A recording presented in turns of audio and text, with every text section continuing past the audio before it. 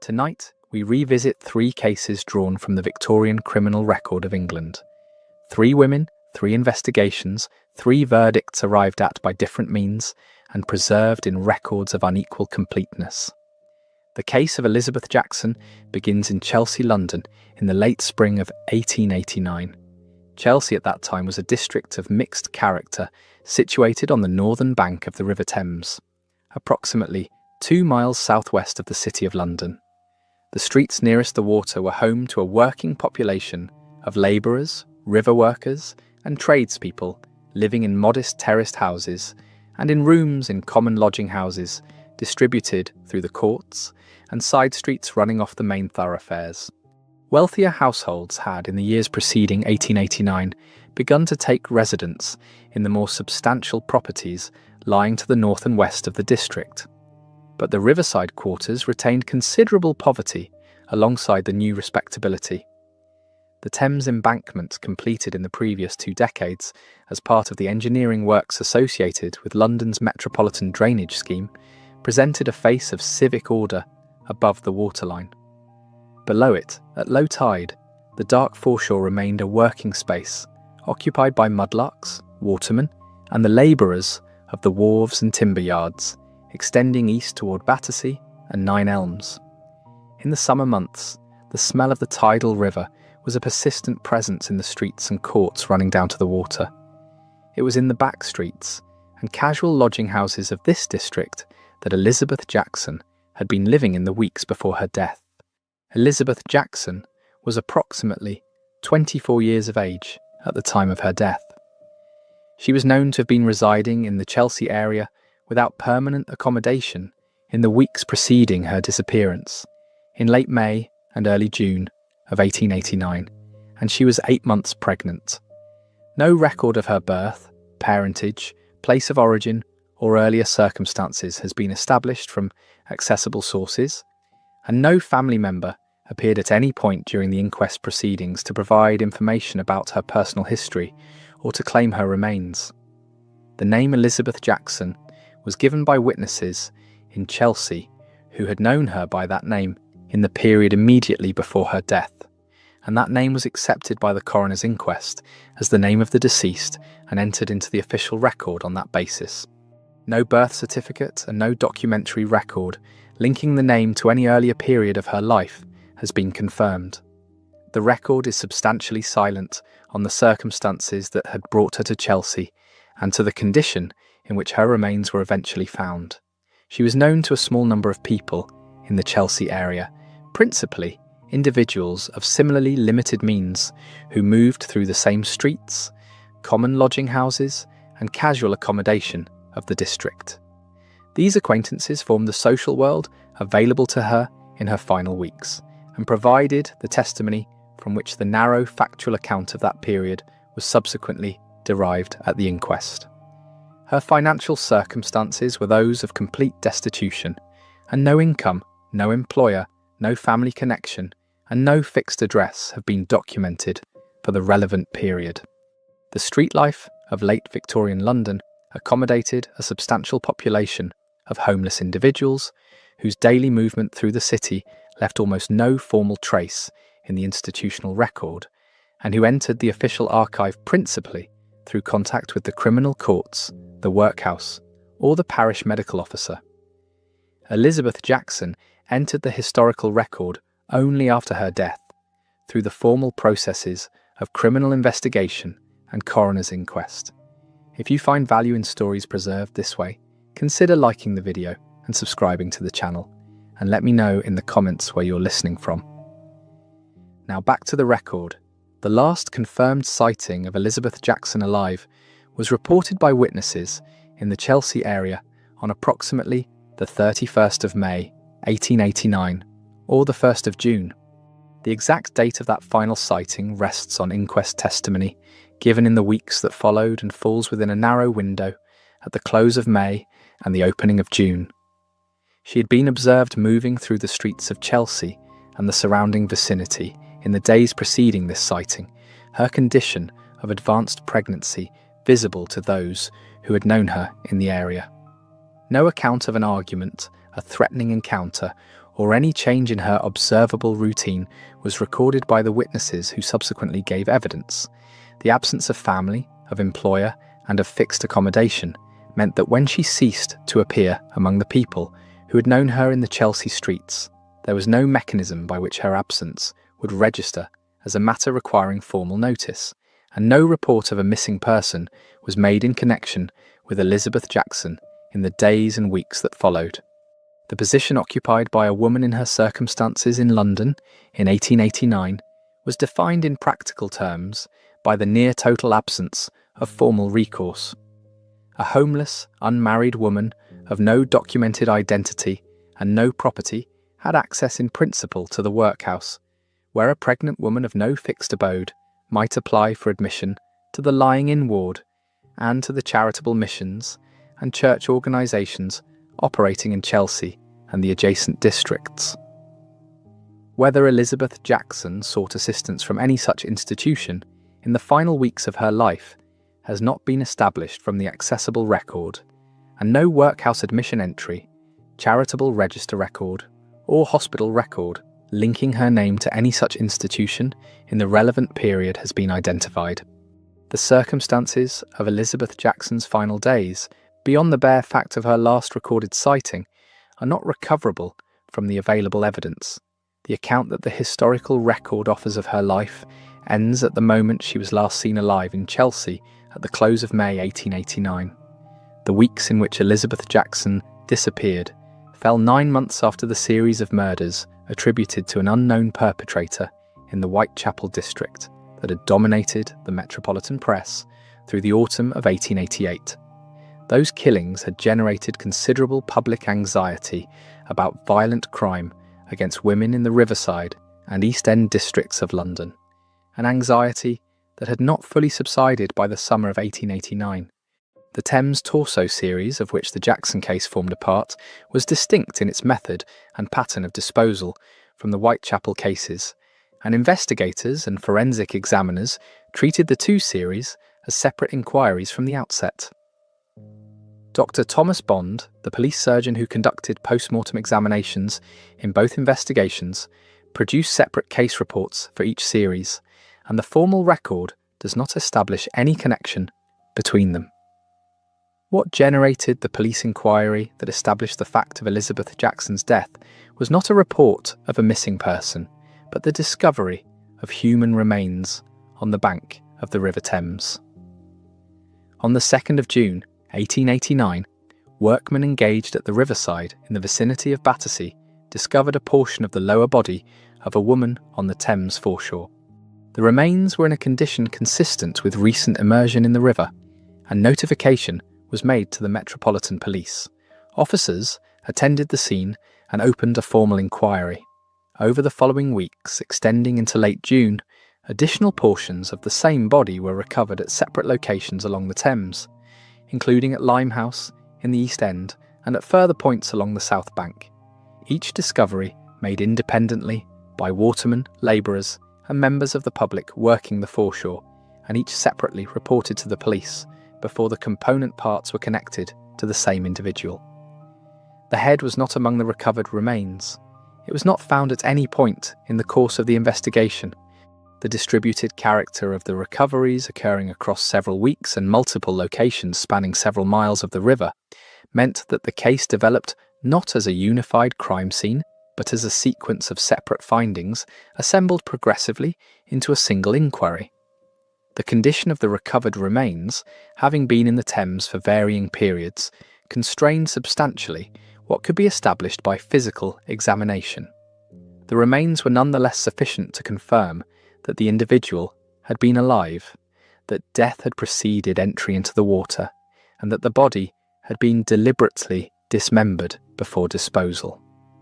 The dismemberment was systematic, the separations having been made at the joints in a manner consistent with practical familiarity with the structure of articulated bone. The remains of an unborn child at a stage of development consistent with approximately 32 weeks of gestation were recovered with those of the mother.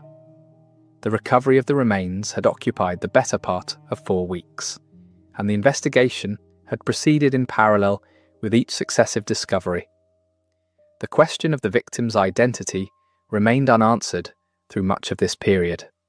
That question was addressed in the weeks following the initial discoveries through a formal process of examination, inquiry, and witness testimony.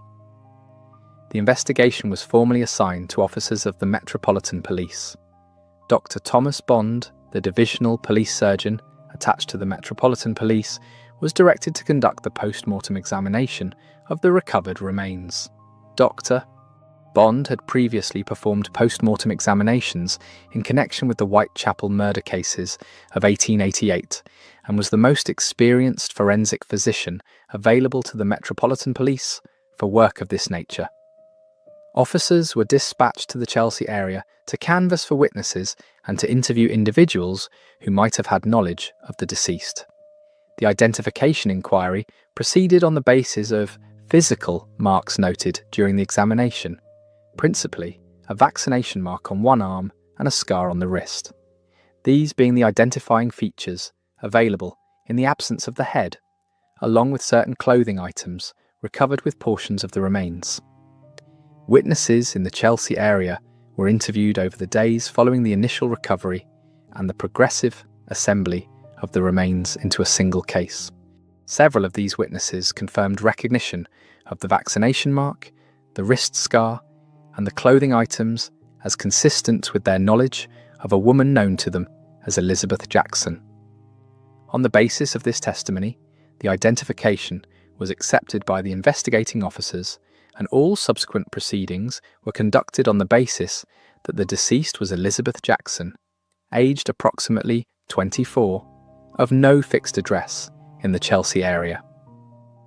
No suspect was identified in the course of the investigation. Inquiries were conducted among individuals in the areas where the remains had been recovered, among the street acquaintances of the deceased in Chelsea, and among those who might have had knowledge of unusual activity at the riverside in late May and early June of 1889.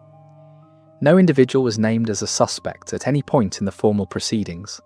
No arrest was made.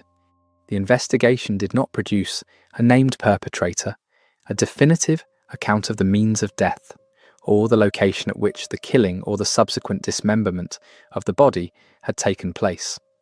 The investigation had proceeded without the benefit of fingerprint identification, which was not in operational use by the Metropolitan Police in 1889. The systematic classification of fingerprints as an identification tool would not be adopted by the Metropolitan Police until 1901. In the absence of those later methods, the inquiry relied upon physical marks, clothing, and witness testimony as the available means of establishing who had been killed. The deliberate absence of the head from the recovered remains was noted by investigators and by Dr. Bond as consistent with an intent to prevent identification through facial recognition, the most direct means available in this period. This same absence had been documented in earlier cases within the Thames Torso series, a pattern extending back through the 1870s and 1880s, none of which had resulted in an arrest. Officers took statements from witnesses throughout the summer of 1889. The streets, courts, and common lodging houses of Chelsea were canvassed in the course of the inquiry, and inquiries were extended to the riverside areas where remains had been recovered. No weapon and no article of the deceased's property, other than those found with the remains, was ever connected to the case. No premises were established as the site of the killing or of the dismemberment. The investigation recorded its findings in the official case papers and proceeded to the inquest without a suspect to commit for trial. The investigation had extended through the summer of 1889 without arriving at a definitive lead. The formal record of its proceedings reflected, in its outcome, the limits of what the investigative methods of the Metropolitan Police in 1889 could accomplish in the absence of direct witnesses to the crime, a fixed scene, or any suspect connected to the deceased by material evidence. The papers were prepared for the inquest. The inquest proceedings would be the last formal occasion on which the circumstances of Elizabeth Jackson's death were examined by an official body. A post-mortem examination was conducted by Dr. Thomas Bond following the progressive assembly of the recovered remains. The examination was conducted on each portion of the body as it was received, and the findings were compiled into a formal medical report for submission to the coroner and for presentation at the inquest.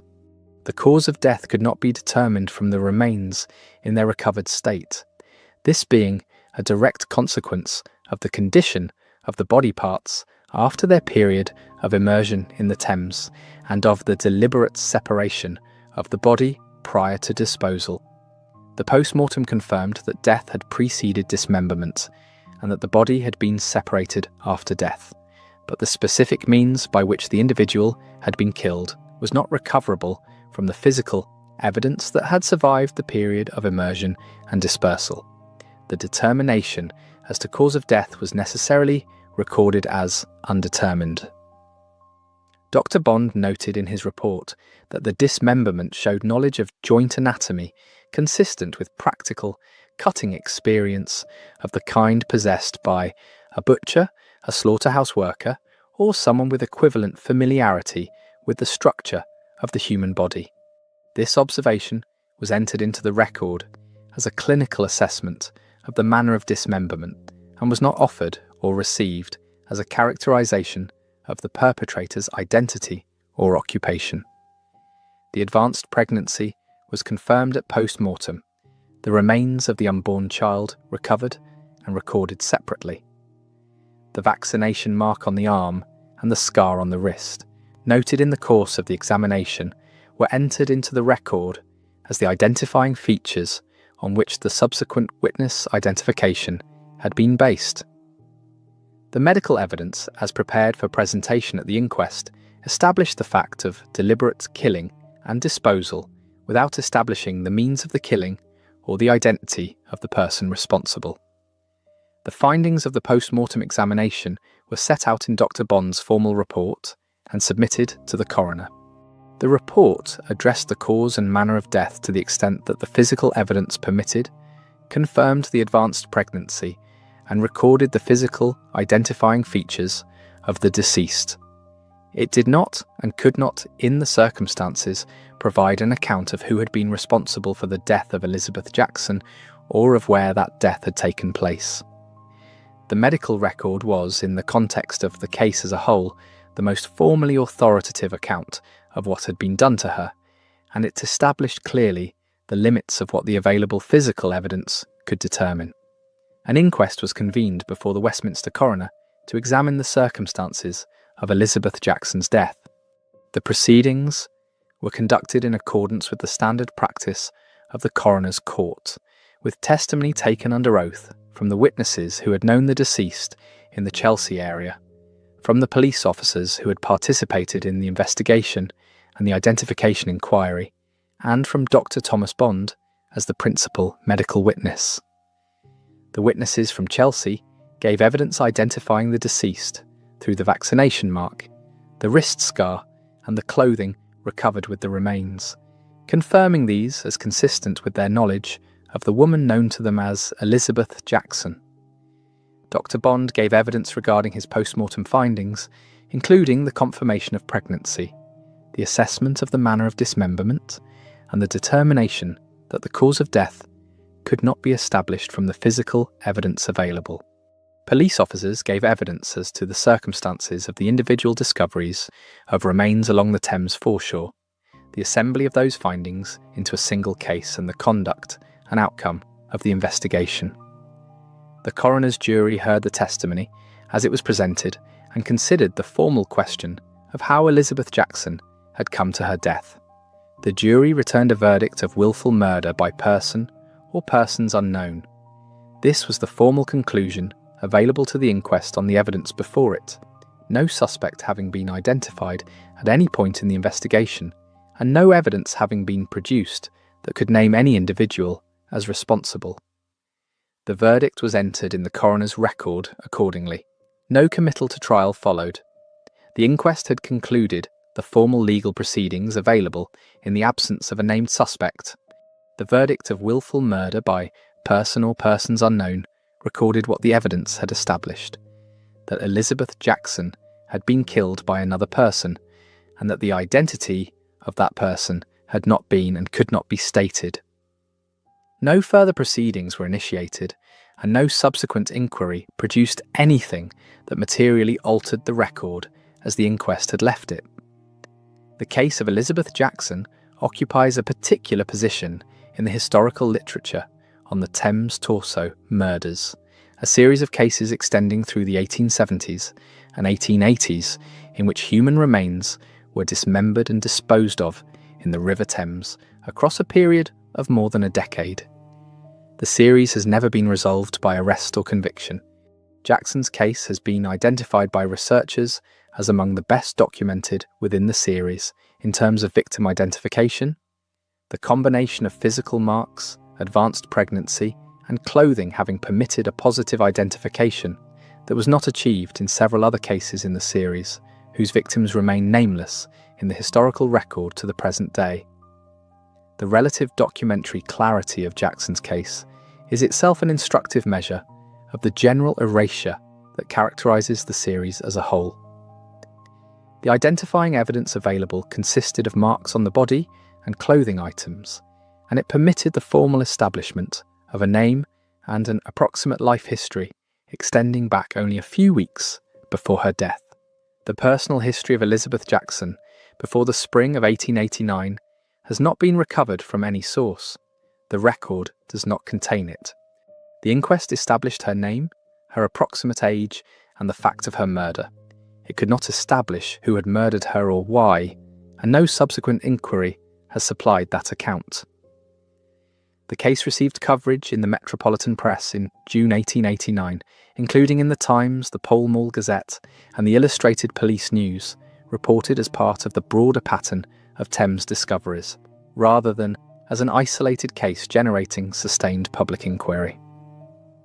The Metropolitan Police files relating to the Thames Torso series are held at the National Archives, though the completeness of the surviving files has been affected by subsequent archival loss. The coroner's inquest depositions survive at the London Metropolitan Archives. Dr. Thomas Bond's forensic notes, partially surviving and cited in specialist scholarship on the series, form part of the accessible historical record.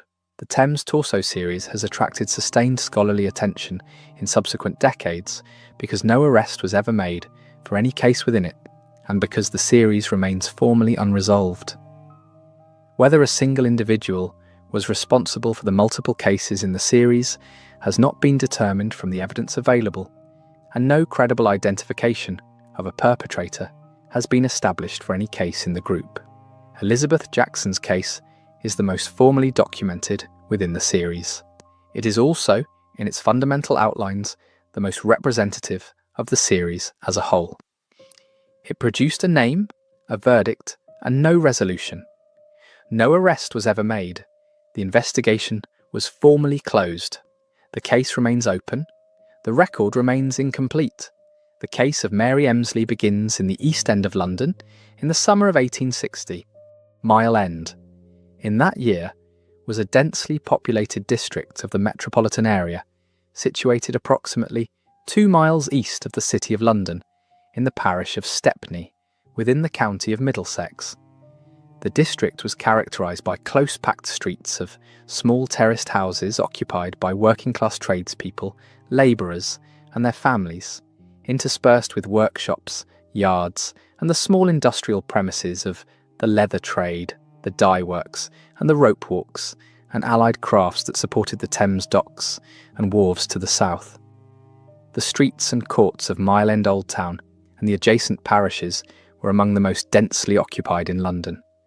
The housing stock, largely of early and mid-18th century construction, frequently subdivided to accommodate more residents than it had originally been built to house. The noise and smell of the industrial working day entered the streets throughout the week. The river and the commercial traffic it sustained were never far from daily life in the district. It was in a modest terraced property on Grove Road, Mile End, indistinguishable in its external character from the working-class dwellings on every side of it, that the body of Mary Emslie was discovered in the second week of August 1860. Mary Emslie was was approximately 70 years of age at the time of her death.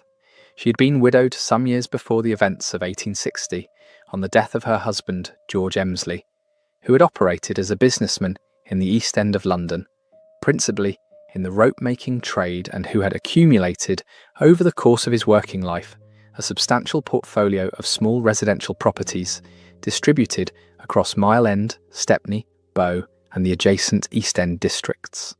On his death, the entirety of this estate passed to his wife. Contemporary accounts valued the estate at figures ranging into the hundreds of thousands of pounds, though the precise sum, as recorded in the probate record, has not been confirmed from primary sources in all accessible accounts. The general scale is consistently indicated as substantial, representing one of the larger private estates available to any woman of her social position and district in that period. Mary Emslie had no surviving children, and on her death the question of succession to the estate was a matter of considerable financial interest to a number of individuals connected to her household and properties. She occupied the modest terraced house at 2 Grove Road without live-in servants. She conducted her financial affairs personally and without intermediary, including the collection of rents from her numerous properties, which she carried out on foot and by local transport through the streets of the East End. She carried a rent book on these rounds and dealt directly with her tenants and with the tradesmen and labourers she employed to carry out maintenance and improvement work on her properties. Contemporary accounts describe her as habitually frugal in her personal expenditure, plain in her dress and largely solitary in her habits, her manner of life at conspicuous odds with the scale of her financial means.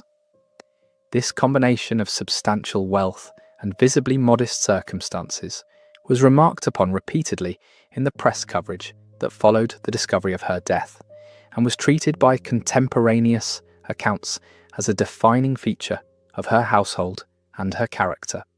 Her rent-collecting rounds took her regularly through the streets and courts of the surrounding East End districts, where she was known to many tenants, tradespeople, and odd-job men as the owner of their homes and the source of their employment.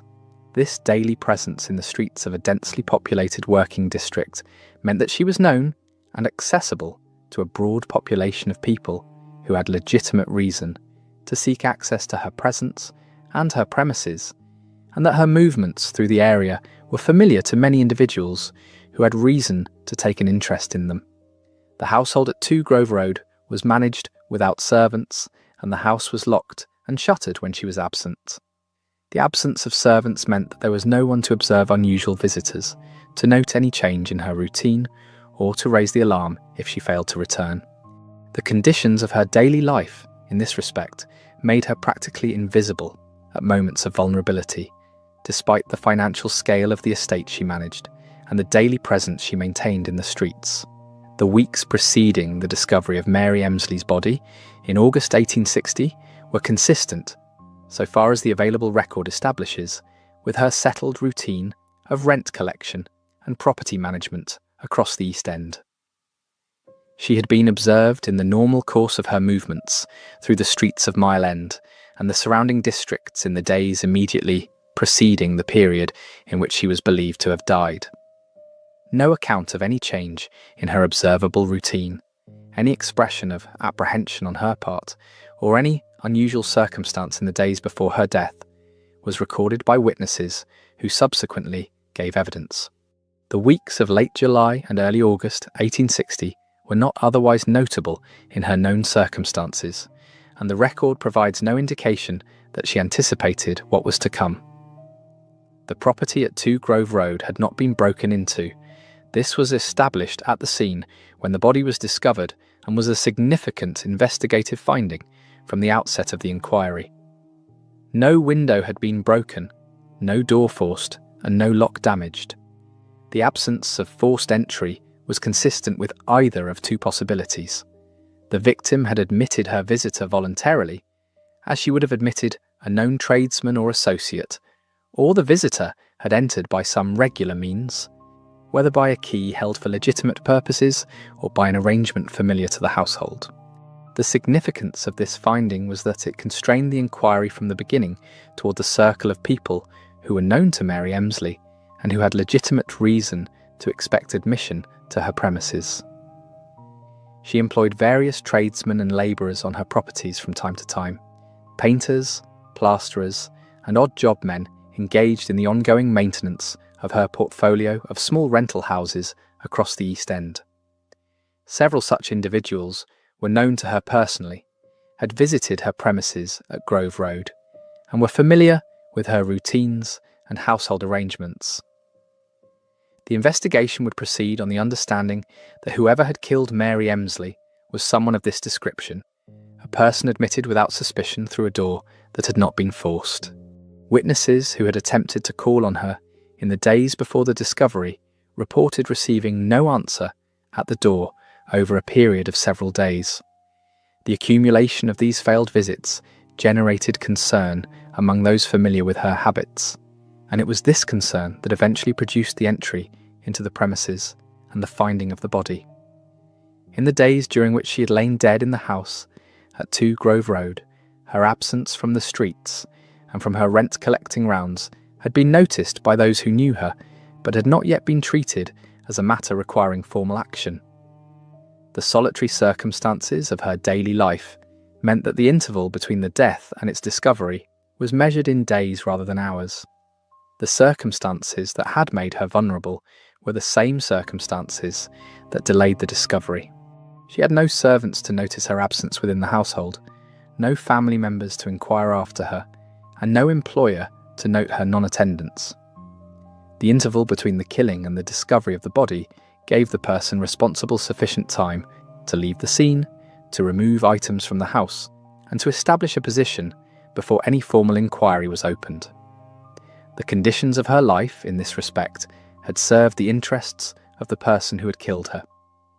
The circumstances of Mary Emsley's death, as they were known to the investigators at the outset of the inquiry, presented a picture of a victim killed within her own home, by someone she had admitted, in a house whose plain exterior gave no indication of the financial scale of what it contained. The investigation that followed would develop these initial facts through the statements of witnesses and the progressive assembly of evidence against a particular individual. James Mullins was approximately 58 years of age at the time of the murder, Irish-born, and employed at the time as a casual labourer and odd job man in the East End. He had carried out work on some of Mary Emsley's properties and was known to the household in the manner of the tradespeople she regularly employed. The most significant detail of his background, from the perspective of the investigators who came to suspect him, was his prior service as a constable in the Metropolitan Police. He had left or been dismissed from the force before the time of the murder, the specific circumstances of his departure not being fully established in the accessible record. His prior police service meant that he possessed working familiarity with investigative methods and procedure, a circumstance that would bear directly on his conduct after the murder became known. It was Mullins who approached the Metropolitan Police during the investigation with information he claimed would assist in identifying the murderer.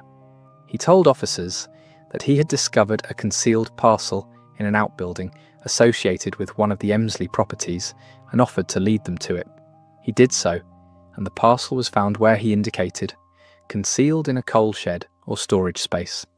It contained items connected to Mary Emsley, including a piece of shoemaker's leather of the kind associated with her rent-collecting rounds and other articles believed to have been in her possession. Mullins presented this as the action of a man who had come across suspicious materials and wished to assist the inquiry, and he indicated another individual, named in most accounts as Walter M., as the person against whom he believed the parcel's location should count as evidence. The inference drawn by the investigating officers was not the one Mullins had intended. Their conclusion was that the only person who could have had possession of the items in the parcel was the person who had taken them from 2 Grove Road at the time of the murder. The act of concealing them in a location and then leading the police to that location with the purpose of casting suspicion on another man was, in the investigators' reasoning, the conduct of someone who had committed the murder and was attempting to redirect the inquiry away from himself. Walter M. was questioned and was not charged. The investigation proceeded against James Mullins. The exact date of the attack on Mary Emsley cannot be established with precision. The body was not discovered immediately, and the state of the remains, on discovery, after several days in the August heat, complicated the medical determination of time of death. The attack occurred on a date falling within the period of approximately the 9th to the 13th of August, 1860, the window established between her last known sighting alive and the finding of her body. The door of 2 Grove Road had not been forced. Mary Emsley had admitted her visitor, or the visitor had entered by means to which he had regular access, in the ordinary course of the relationship between a property owner and the tradespeople in her employment. She was bludgeoned to death within her own home. The instrument used in the killing was never definitively identified. It was consistent with a hammer or similar heavy blunt implement, but no such instrument was recovered from the scene or from any location connected to the investigation. The interior of the house showed signs consistent with a search having been conducted after the killing. Drawers had been opened, papers disturbed, and items associated with her rent-collecting activity were believed to have been taken. Whether money was also taken from the premises has not been established with certainty across all accessible accounts of the investigation. The systematic character of the disturbance was consistent with a person who was familiar with the nature of the household and with what it might contain, rather than with a stranger acting without prior knowledge of the premises. The body of Mary Emsley was discovered by a man who had called at 2 Grove Road, concerned by her repeated failure to answer the door, and who obtained entry into the premises on that occasion. The discovery was made in approximately the 2nd week of August 1860, several days after the attack had taken place. The body was found within the house. The scene presented to the officers who subsequently attended was that of a dwelling whose exterior gave no outward indication of the violence that had occurred within. No broken windows, no forced entry, no signs of disturbance visible from the street. The state of the body on discovery, having been in the house through several days of August heat, was noted in the subsequent medical examination as presenting complications for the inquiry. Decomposition had advanced to a degree that constrained the precision of the medical findings and made the establishment of a precise time of death impossible. The Metropolitan Police were notified, officers attended the scene and examined the premises, and the process of interviewing those who had known the deceased and those who had called on her in the preceding days was begun. The discovery had ended the interval of uncertain absence and opened the formal investigation into the circumstances of her death. That investigation would extend over the weeks that followed and would arrive at an arrest on grounds that would remain a matter of legal and historical debate. The investigation was formally opened and officers of the Metropolitan Police were assigned to conduct the inquiry. Given the nature of the victim and the unusual circumstances of a case with no forced entry and a household entirely without servants, the investigation attracted senior police attention from the outset. Officers conducted a detailed examination of the premises at 2 Grove Road and took statements from those who had attempted to call on the deceased in the days preceding the discovery, establishing the approximate window within which death had occurred. The neighbourhood was canvassed for witnesses who might have observed unusual visitors to the premises or any persons departing the house in the relevant period. The network of tradespeople and labourers known to Mary Emsley and employed on her properties was subject to inquiry as a matter of priority, the absence of forced entry having placed the likely killer within this circle. Interviews were conducted with tenants, tradespeople, and others who had had regular contact with the deceased in the period preceding her death. The question of who had had access to 2 Grove Road and on what occasion was central to the inquiry from its earliest stages. The conclusion of the investigation rested on the inference the officers had drawn from the concealed parcel. The finding was that only the person who had taken items from 2 Grove Road at the time of the murder could have had possession of those items subsequently, and that the act of leading the police to a location where those items had been hidden with the intention of casting suspicion on another man, was itself evidence of guilty knowledge. Walter M., the individual Mullins had indicated, was questioned and released without charge.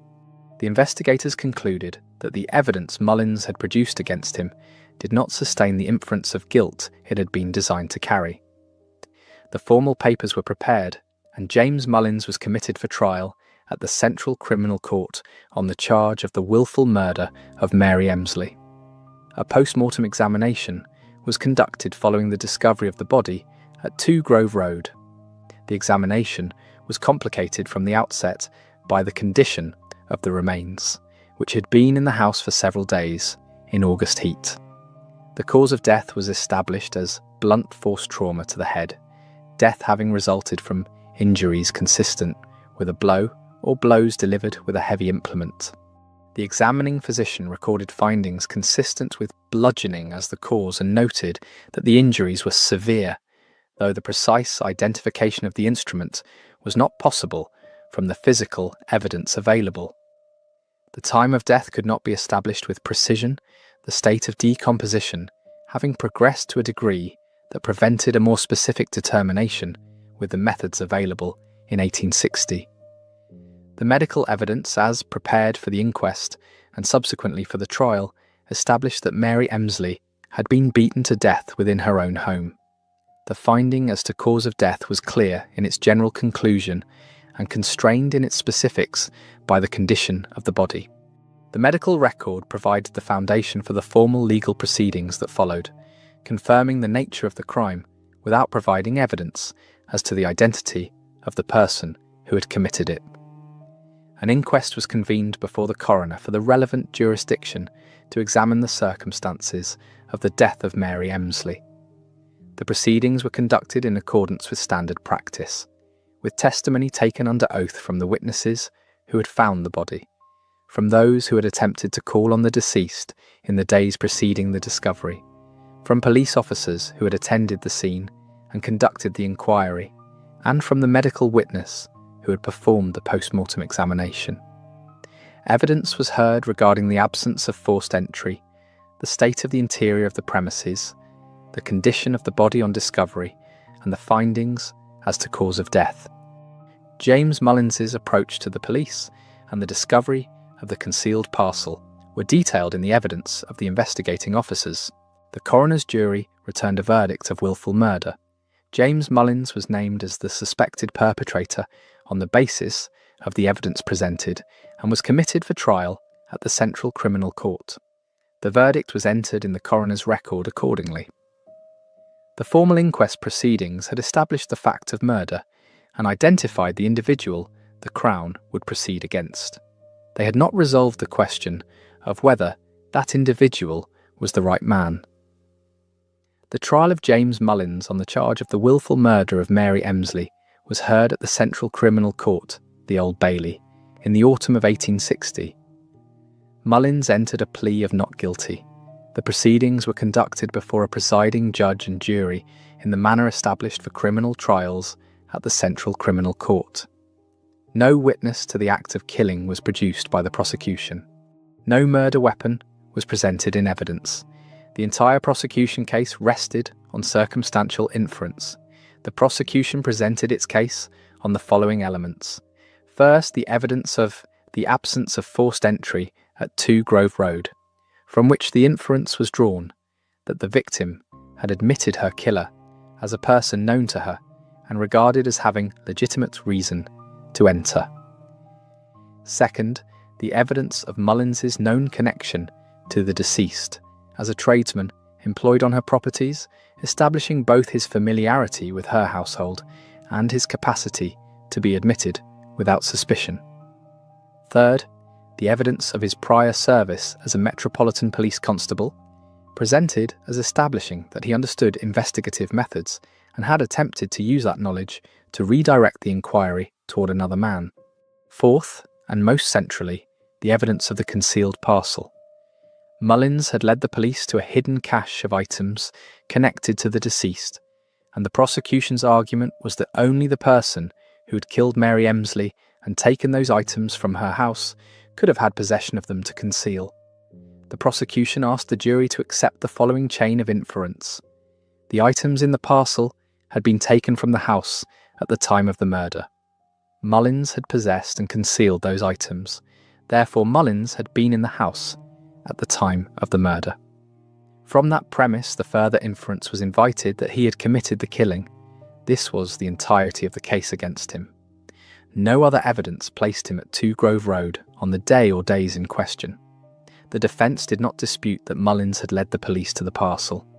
The defence argument was that the same facts admitted an entirely innocent interpretation. A man who had come across a concealed parcel containing items associated with a woman recently found murdered, and who had reported its location to the police, was doing precisely what an innocent man who suspected another person might do. The defence urged that the prosecution's inference required the jury to eliminate all reasonable explanations for the conduct other than guilt, and that an innocent man who had found the parcel and was attempting to report it would produce the exact behaviour the prosecution was treating as evidence of murder. The case was wholly circumstantial. No witness, no weapon, and no direct evidence of any kind placed Mullins in the house or connected him to the killing itself. The jury heard the evidence and the arguments on both sides. The jury retired to deliberate and returned a verdict of guilty. The verdict was entered in the record of the Central Criminal Court. Mullins maintained throughout the trial that he was not guilty of the charge against him, and he continued to do so as the proceedings moved to their conclusion. The court proceeded to sentencing following the return of the verdict. The sentence was death. Mullins was condemned to be hanged. He continued to maintain his innocence from the dock. No petition for clemency sufficient to delay or alter the sentence is documented in the accessible record, and the sentence was not commuted. The execution was ordered to proceed. James Mullins was executed at Newgate Prison in November 1860. The execution took place in public outside the walls of the jail in accordance with the established procedure for convictions at the Central Criminal Court in this period, 7 years before the abolition of public executions under the Capital Punishment Amendment Act of 1868. A crowd assembled in the street outside Newgate, as was customary for such occasions. Mullins is recorded in contemporaneous accounts as having maintained his innocence on the scaffold. He was buried within the precincts of Newgate Prison, as was the standard practice for executed prisoners in this period. The conviction of James Mullins was entered in the official record and has never been formally overturned. No pardon has been issued or formally applied for. The case has nonetheless attracted sustained scrutiny from historians and commentators on Victorian criminal justice, directed specifically at the inferential step on which the prosecution rested.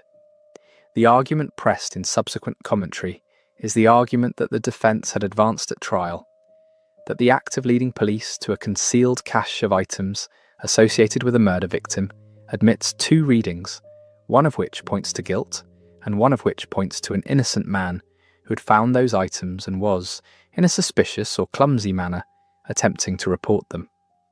The prosecution required the jury to accept that only the killer could have possessed the items. The defence required only that the jury consider the alternative reading as a reasonable possibility. The jury accepted the prosecution's inference. Whether it was right to do so has not been resolved by the historical record. Arthur Conan Doyle, whose examination of contested Victorian verdicts was a documented feature of his public life, is cited in some secondary sources as having investigated the Emslie case and concluded that the wrong man had been executed. The precise form and publication of Doyle's engagements with this case requires verification against his published works and correspondence before it can be stated with confidence as established fact. The general claim that later writers of standing found the conviction unsound is consistent with the documentary record of the case, whatever the specifics of Doyle's involvement. The case received substantial contemporaneous coverage in the metropolitan press and appeared in Victorian-era criminal compilations in the decades that followed. it has continued to attract attention in specialist histories of East End crime and Victorian criminal justice, principally because of its status as a documented example of a capital conviction resting entirely on a single inferential step derived from circumstantial evidence. No major literary or dramatic treatment specifically centred on the Emslie case has been identified in accessible sources, and the case does not occupy a prominent place in modern popular accounts of Victorian crime. Its persistence in the historical literature rests on the unresolved question at its centre. The trial transcript survives in the records of the Central Criminal Court and is accessible via the Old Bailey online database. Contemporary press coverage is available in the Times Digital Archive and the British Newspaper Archive. The probate records of George and Mary Emslie at the National Archives provide the most reliable basis for confirming the scale of the estate. The case remains part of the documented record of Victorian criminal justice, its formal outcome unchanged and its central question unanswered. The trial concluded. The sentence was carried out. The case entered British history. It has continued to be examined. The case of Sarah Hart begins in Salt Hill near Slough in Berkshire on the 1st day of January 1845. Salt Hill at that time was a quiet village on the Bath Road, the ancient coaching route between London and the west of England, situated between the market town of Slough and the royal town of Windsor. The village had served for generations as a staging post on that road, its inn accommodating travellers making the long westward journey from the capital. By January of 1845, the arrival of the Great Western Railway had begun to alter the character of the area. Slough Station lay just to the north, connecting the district to London's Paddington terminus in a journey of approximately 20 miles. Alongside the railway, strung along the line as part of the operational infrastructure of the GWR, ran something newer still. The electric telegraph of Cook and Wheatstone, made available to the public at Slough Station for fee-paying messages from 1843. The cottages of Salt Hill, among them the modest dwelling occupied by Sarah Hart, stood in this landscape of recent and ongoing transformation, a village on the Bath Road that the railway had already begun to pull toward London's orbit. Sarah Hart was born Sarah Lawrence at a date and in a location not established in the accessible record. She was approximately 30 to 34 years of age at the time of her death in January 1845 and had worked as a domestic nurse or carer, most likely in the household of John Tawell or in connection with the care of his first wife, who had been in poor health for some years. It was in this capacity that she first came into contact with the man who would kill her. Her family background, her parentage, and the circumstances of her early life before her connection with Tawell are not recoverable from surviving sources. The record of her personal history is substantially silent beyond the facts that the investigation and the subsequent trial preserved. She had been established by Tawell in a cottage at Salt Hill near Slough, where she lived under the name Hart, the precise origin of which is not fully documented. She was known to her neighbours as a quiet and respectable seeming woman, and the true character of her circumstances as an unmarried woman and kept mistress was not widely understood in the community around her. Tawell paid her a weekly allowance of approximately £1 or slightly above, which constituted the entirety of her financial support. She had at least 2 children by him. One had died in infancy, and one was alive at the time of her death. The names and precise dates of the children are inconsistently recorded in accessible sources and cannot be stated with certainty. The position Sarah Hart occupied in Salt Hill was one of concealment and complete financial dependence. She had no legal claim on the arrangement that sustained her, and no independent means of support. Her social standing in the community rested on a fiction of respectability that she had no power to maintain by her own action, and that would cease the moment Tawell chose to withdraw his support. She was dependent entirely on the continued willingness of a man whose circumstances were, by January of 1845, changing rapidly and in a direction that gave him powerful reason to end the arrangement. John Towell was a man in his early 60s at the time of the murder, with a personal history that combined considerable wealth with a past that would have ended his social position had it been known. Convicted at the Old Bailey in 1814 for forging a Bank of England banknote, he had been transported to New South Wales in place of the capital sentence, prospered in Australia as an apothecary and merchant, received a pardon, and returned to England around 1838 with substantial accumulated wealth. His presentation on his return was that of a prosperous retired merchant and devout member of the Society of Friends. His dress, the broad-brimmed hat and the long brown greatcoat of the Quaker community, made him a conspicuous figure in any crowd, and his standing as a Quaker was central to the social identity he had constructed in England.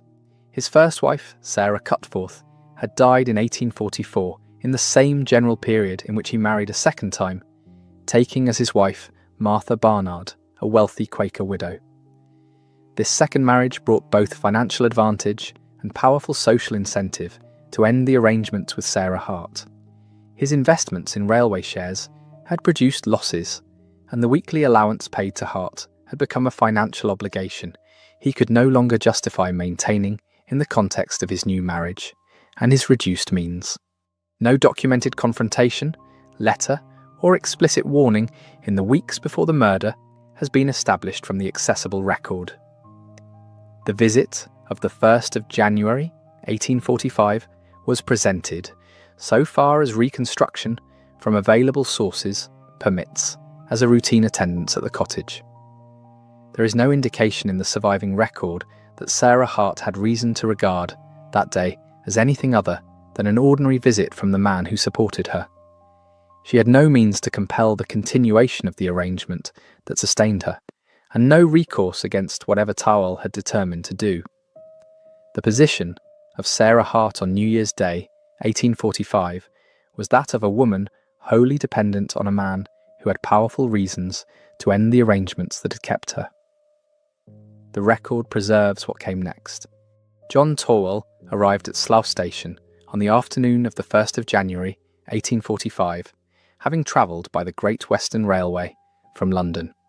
He made his way to Sarah Hart's cottage at Salt Hill and was admitted. The visit took place inside the dwelling over the course of the afternoon and early evening. A neighbour, identified in most accounts as Mrs. Mary Ann Ashley, subsequently reported that she had observed Towell leaving the cottage in evident haste.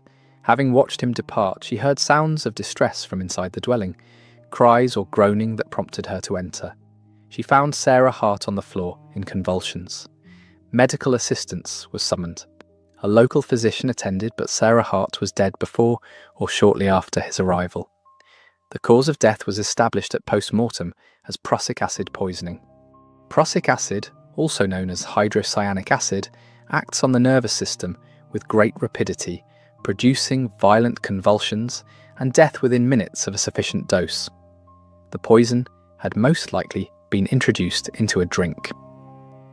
John Towell, who had trained as an apothecary and had practiced the dispensing of medicinal preparations throughout his working life, possessed both knowledge of the substance and direct access to it.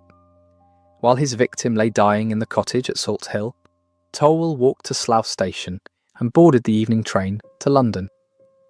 The attending physician, having examined the body and the circumstances of the death, recognised that what he was seeing was not a natural event.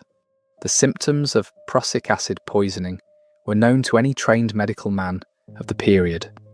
The violent convulsions, the rapid collapse, the absence of any prior illness that might account for so sudden a death in a woman apparently in normal health. His assessment was communicated to the local police. Officers received the facts of the case and were given a description of the man who'd been seen leaving the cottage in haste immediately before the discovery. A person in a long brown coat reaching nearly to his feet and wearing the broad-brimmed hat associated with the Society of Friends. That man had walked from Salt Hill to Slough Station and had boarded the evening train to London. The question facing the officers on the evening of the 1st of January 1845 was whether he could be reached before he disappeared into the city. The inquiry had been opened within hours of Sarah Hart's death, and the facts available to the police at Salt Hill pointed clearly to the man who had been observed leaving the scene. The challenge was the distance. London was 20 miles away, and by the time the police had been notified, Towell was already on the train. Under any ordinary arrangement, the communication of his description to the authorities in London would have required hours. What was available at Slough Station was not an ordinary arrangement. The decision was made to use the electric telegraph instrument installed at Slough Station as part of the Great Western Railway's communication infrastructure. The instrument had been placed along the GWR line for operational railway purposes, signalling and safety, and had been open to the public for fee-paying messages since 1843. Its application to criminal pursuit was not an established procedure. It was an improvisation driven by the immediate practical problem of alerting London before the man on the train could disembark and vanish. The message transmitted from Slough to Paddington Station that evening has been reproduced in contemporaneous accounts, and in subsequent histories in the following form. A murder had been committed at Salt Hill. The suspected man had taken a first-class ticket on the train departing Slough at 7 hours 42 minutes in the evening. He was in the garb of a Quaker, wearing a long brown coat reaching nearly to his feet, and was in the last compartment of the second first-class carriage. The word rendered in most versions of this message as Quaker rather than Quaker has been widely attributed to the restricted signalling alphabet of the early Cook-Wheatstone 5-needle telegraph instrument, which in its original form omitted certain letters from the characters it could transmit. Whether the specific apparatus at Slough in January 1845 was the original 5-needle instrument or the later 2-needle version, which had a more complete signalling range, is not definitively established across all accessible sources, and the explanation for the spelling anomaly should not be stated with greater confidence than the evidence permits. What is established is that the message was received at Paddington and acted upon. A plainclothes officer of the Metropolitan Police, identified in most accounts as Sergeant William Williams, was deployed to observe the arriving passengers from the evening train at Paddington. He identified among them a man answering the description in the telegraph message. He did not arrest Towell at the station. He followed him, watching as Towell boarded a horse-drawn conveyance toward the City of London and traced him to lodgings in the city. The precise address is given variously in different accounts as a coffee house near Cornhill or a lodging house in the area of Bank, the discrepancy being irreconcilable without reference to the original police record. Towell was located and observed. He remained at his lodgings overnight. On the morning of the 2nd of January, 1845, John Towell was arrested. He initially denied having been to Slough. The account he gave of his movements on the previous day was inconsistent with the evidence assembled against him, and those inconsistencies were noted at the time and preserved as part of the evidential record. The chain of identification that had been assembled in less than 18 hours ran from the observation of Mrs. Mary Ann Ashley at Salt Hill through the telegraph message from Slough to Paddington, through the officer's surveillance and through the city streets to the arrest the following morning. The electric telegraph had carried a criminal description over 20 miles in seconds. That capacity had not previously been deployed in the apprehension of a murder suspect, and the public significance of what had occurred was apparent almost immediately. A post-mortem examination was conducted in the days following the death of Sarah Hart at Salt Hill. The attending physician had observed the symptoms of rapid convulsive death in a woman of apparent normal health, and the examination was conducted with the specific question of poisoning in view. The stomach contents were subjected to chemical analysis. The presence of prussic acid was confirmed analytically, and the concentration found was entered into the medical record. The finding established the cause of death with confidence. The concentration of prussic acid detected became the subject of expert testimony both at the inquest and subsequently at trial. The defence would later advance the argument that prussic acid could arise naturally through the fermentation of apple seeds within cider consumed by the deceased, suggesting a natural or accidental origin for the acid found. The prosecution's expert witnesses addressed this contention. Their evidence was that the concentration of prussic acid present in the stomach contents of Sarah Hart was far in excess of anything that could arise from natural fermentation of apple seeds, and that the quantity detected was consistent only with deliberate external administration of the substance.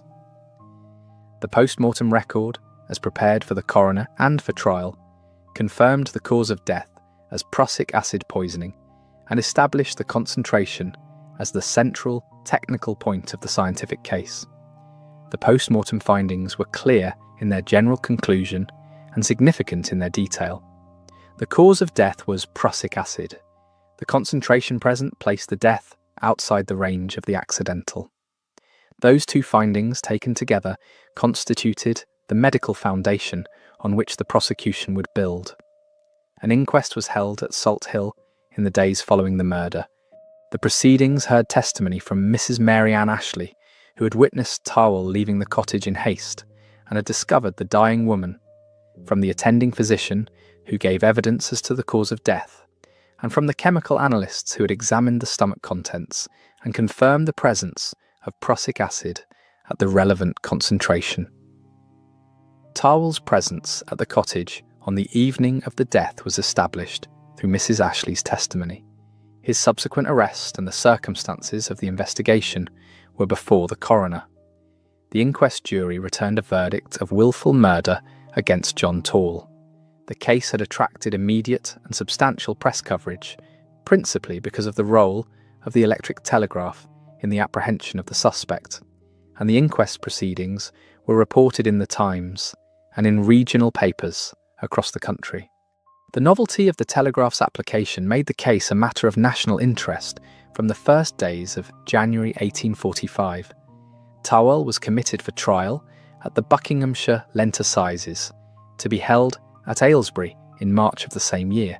The trial of John Tall on the charge of the willful murder of Sarah Hart was heard at the Buckinghamshire Lent Assizes, Aylesbury, in March 1845.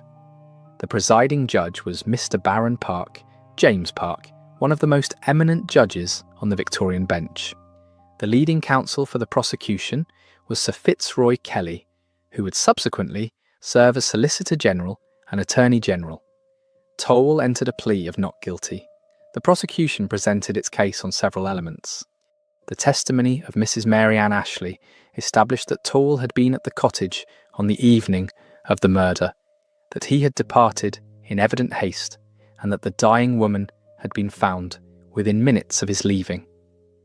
The chemical and medical evidence established that Sarah Hart had died of prussic acid poisoning at a concentration inconsistent with any natural or accidental origin.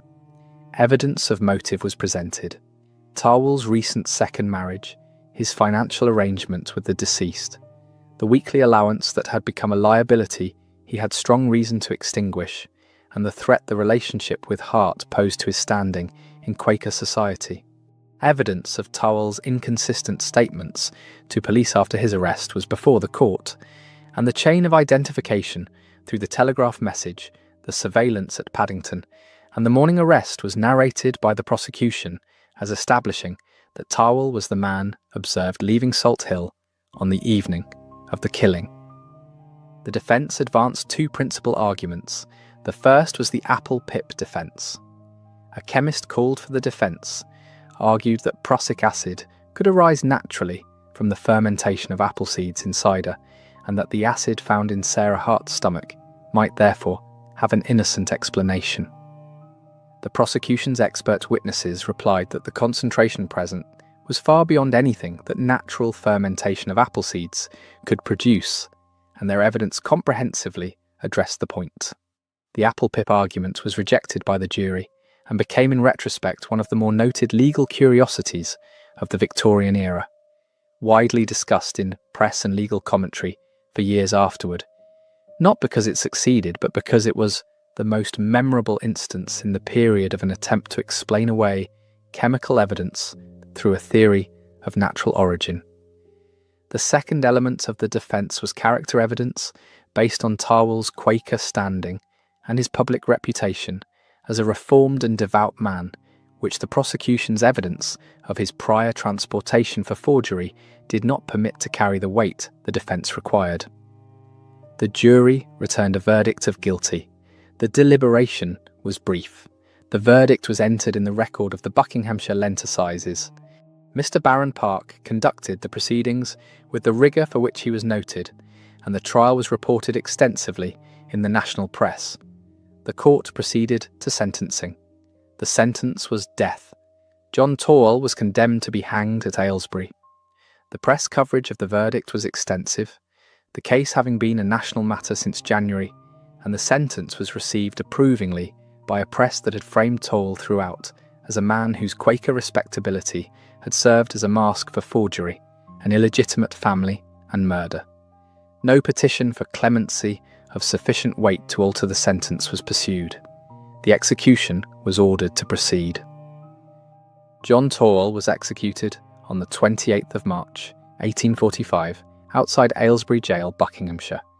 The execution was conducted in public, in accordance with the standard practice for county jail executions in England, which continued until the abolition of public execution in 1868.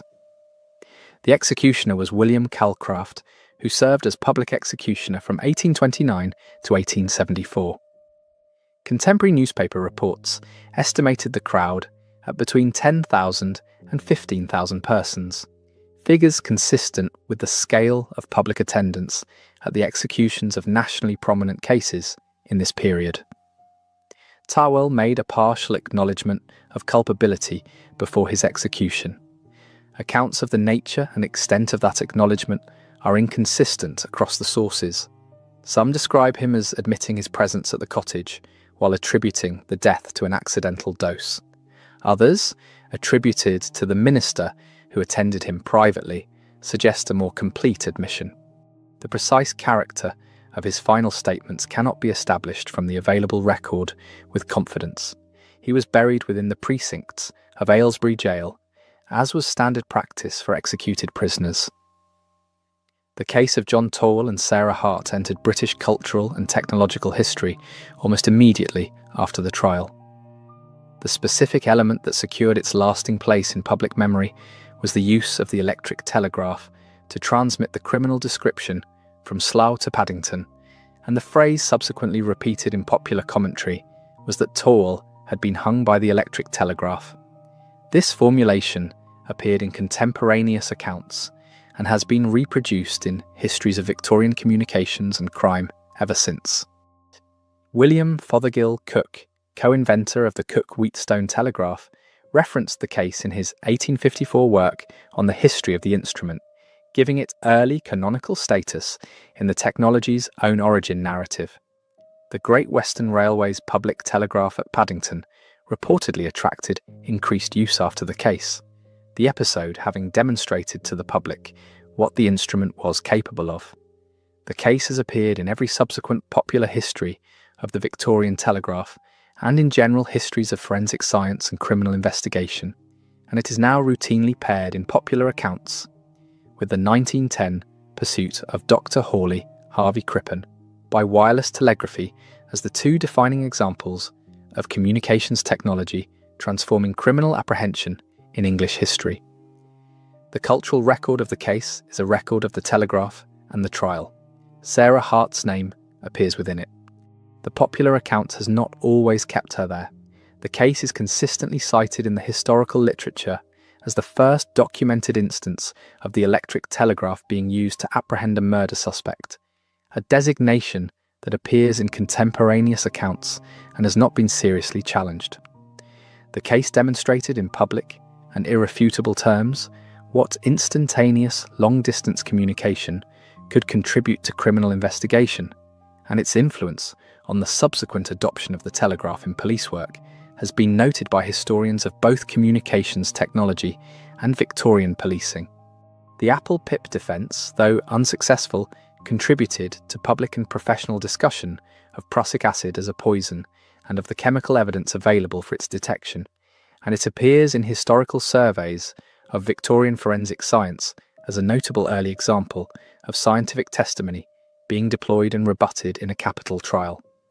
The trial record survives in the Buckinghamshire Assize Records. Contemporaneous press coverage is accessible in the Times Digital Archive and the British Newspaper Archive. The original telegraph message, if it survives as a physical document, would be held in railway or telegraph company archives. Its survival, in primary form, has not been confirmed across all accessible secondary sources. Sarah Hart died at Salt Hill on the 1st of January 1845. The man who killed her was caught within 18 hours, tried within 3 months, and executed within 3 months of that. The procedure worked as procedure is supposed to work. What the procedure could not do was restore to the record the woman whose history before Salt Hill it had never contained. The case of Sarah Hart closes the record of these 3 cases. The verdict was entered. The case passed into culture. The record continues to be examined.